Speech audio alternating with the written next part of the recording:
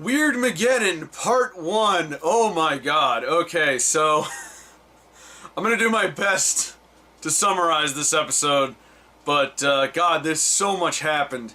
Oh, by the way, I keep forgetting to put this in, but of course, if you don't want the show spoiled for you, be sure to stop the video right now if you haven't caught up.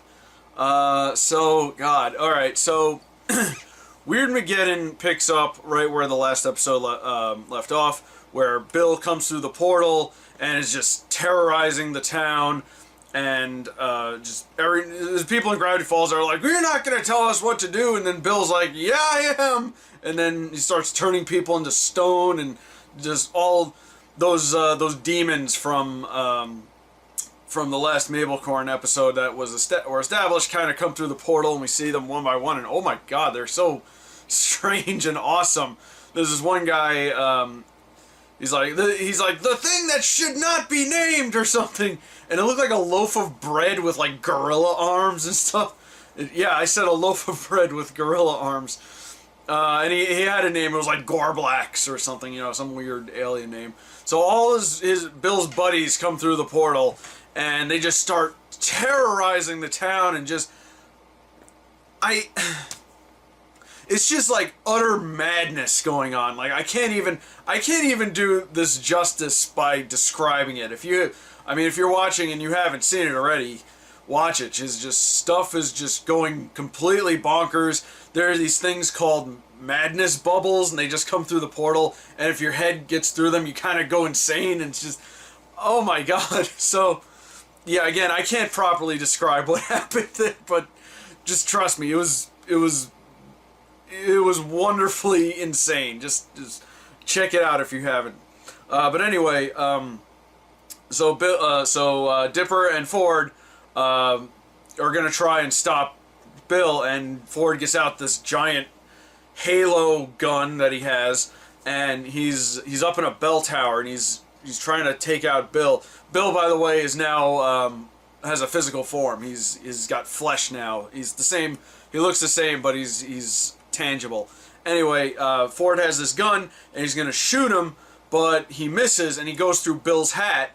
And apparently Bill's hat is actually part of his body, because the hole had like blood and guts inside of it, and I'm like, okay, first of all, not the worst thing that happened in this episode, but I can't believe this actually got to air. There's so much messed up imagery in this. So Bill goes after Ford, and he takes he captures Ford, and he turns him into a gold statue or something, and he takes him away. So Dipper is left to fend for himself. He has to fight off Bill's minions, and then he runs into Wendy, who's like the only person left in Gravity Falls apparently.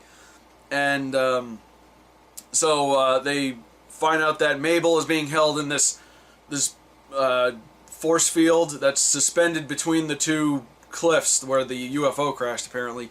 So they're gonna go out and get her. So they go to leave, they go to try and steal a car from the used car lot, but then these like biker guys show up, and they're led by Little Gideon. These were all of Little Gideon's minions from prison, all his prison buddies. So they're gonna they capture them, they're gonna take him to Bill, but then Wendy just messes up one of the guys, and she grabs Little Gideon, and then she like kicks him like a football into all of his goons.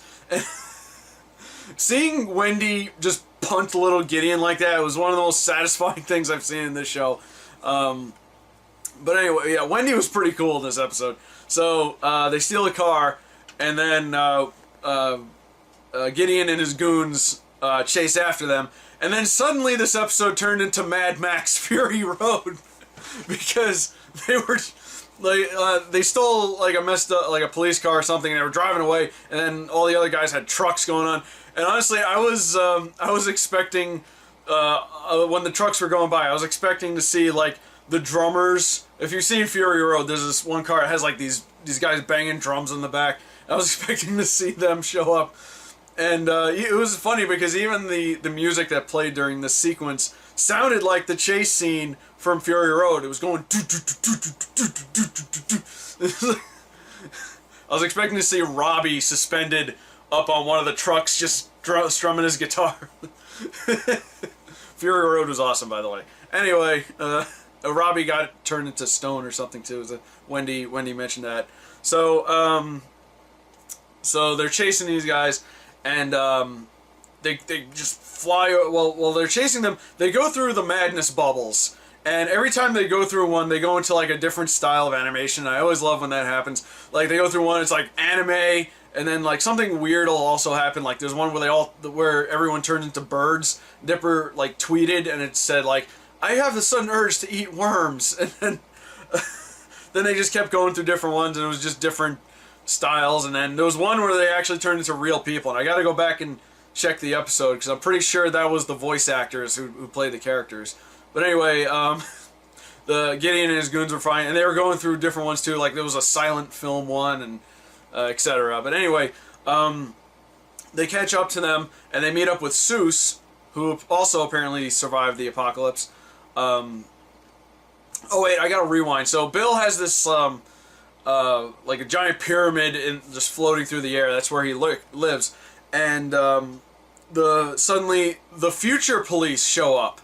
And Time Baby, and they're gonna arrest Bill because he's messing with the space-time continuum or whatever, and taking over Blendon's body, who's also there. And he was like, "My body is a temple." It's like, oh, I love Blendon. Anyway, so Bill's okay. Remember what I said before about I can't believe this was allowed on TV? So the Time Baby and the future police show up, and Bill vaporizes them, just dead. They're all dead. I assume they're dead. Maybe they're not. Maybe they got blasted somewhere else. But just the fact that we're gonna assume for now that he just murdered all of these people, except for Blendon, who ended up getting away. And I'm sure he'll play into this again later. So anyway, Dipper and Wendy meet up with Seuss, and then Gideon and his goons catch up with them. And then Gideon was like, "I'm gonna take you back to Bill because Bill said that Mabel will be mine." And then Dipper was like, "Do you really think that that's how this is gonna work out? You know Mabel doesn't like you, right? You're just a selfish jerk." They get into this altercation, and Dipper says like, "You can't force someone to like you." And then he looks back at Wendy, and it's like, you have to be, someone's affection has to be earned." And then Gideon actually had like character development in this moment, because then he was like, "What do you mean? Like you saying Mabel won't like no? Do you think Mabel will like you because of doing all this?" And then he had this moment where like he was like, what have I done?" And then Dipper was like, if you want Mabel to appreciate you, fight with us, stand up against Bill, and let us go rescue Mabel." And then he's like, "Yes. Let's go get Bill, guys." And then as he was leaving, he was like, "Dipper, tell her what I did." And then he just went off. And oh god, I'm pretty sure he's dead at this point, but we'll have to wait till the next episode. So anyway, Dipper, Mabel, and Seuss regroup, and then they go into the mines, and that's where the episode ends. So, oh my god, so much went on in this episode. Again, I can't properly describe some of the things that some of the visuals, some of the insane things that, like, God, the amount of imagination that went into this show is just unbelievable. And it was prominent already with stuff like stuff that Mabel would come up with. And that's interesting because I thought about it, and I have a feeling Mabel is ultimately going to be the one that defeats Bill, because stuff that she's dreamed up has been almost every bit as messed up as what was going on in this episode. Like the dolphin with the hands, Ayoshima, onward Ayoshima, the dolphin with the hands and the rainbows, and then the unicorn, the two-bodied horse that was like attached to each other.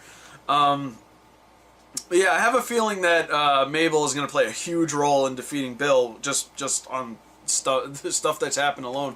But it also seems like the cryptogram, the symbol with all the picture of Bill with all the symbols around it, It seems like the people involved in that are starting to come together. And we're still missing Grunkle Stan, who's MIA at the moment. I'm sure he'll show up again later. But yeah, we got Wendy, Dipper, we got Seuss, and we got Mabel, who they're gonna rescue. Then there's Grunkle Stan. Shoot, there's so many people that still. I'm guessing. I'm guessing. Blendon's gonna be involved in it somehow. Probably McGucket.